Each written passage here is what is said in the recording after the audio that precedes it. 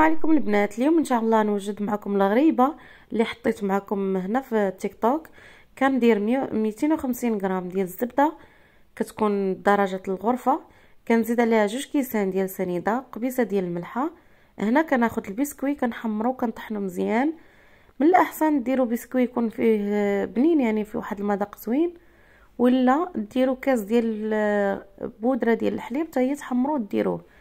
يعني الا درتو البسكوي ما ديروش البودره الحليب. هنا درت كاس ونص ديال اللوز محمر ومهرمش، ودرت كاس ونص ديال الجلجلان محمر ومهرمش.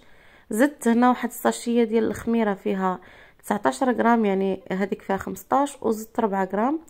من بعد زدت فاني، ودرت كيلو ديال الدقيق. وكناخذ الزيت كنزيد بالكاس. هنا خدات مني 2 كيسان ونص ديال الزيت.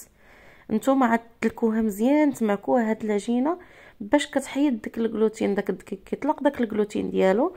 ومن بعد كتشرب الزبده والزيت وكتعطيكم واحد الطوع زوين. كيف ما شفتوا انا دلكتها في البانيو، من بعد حيدتها ودلكتها هنا فوق سطح العمل.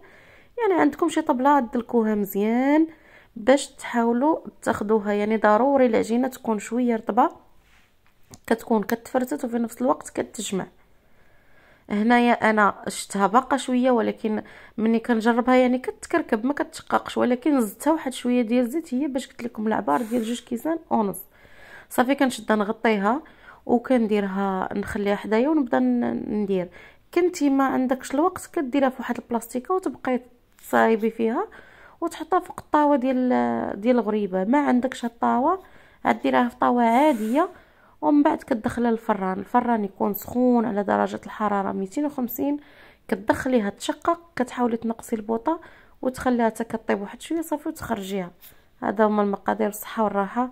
ما تنساوش تدخلوا عندي القناه حنان زهر تشجعوني، وهنا حطوا لي لايك وتعليق وشكرا. وهذا هو الشكل النهائي ديالها. صراحه كتجي غزاله، كتجي هشيشه وزوينه ومفرقعه كامله. كنوصيكم البنات الفران تردوا معاه البال، يعني باش ما تلهبش ليكم وما تتحمرش بزاف.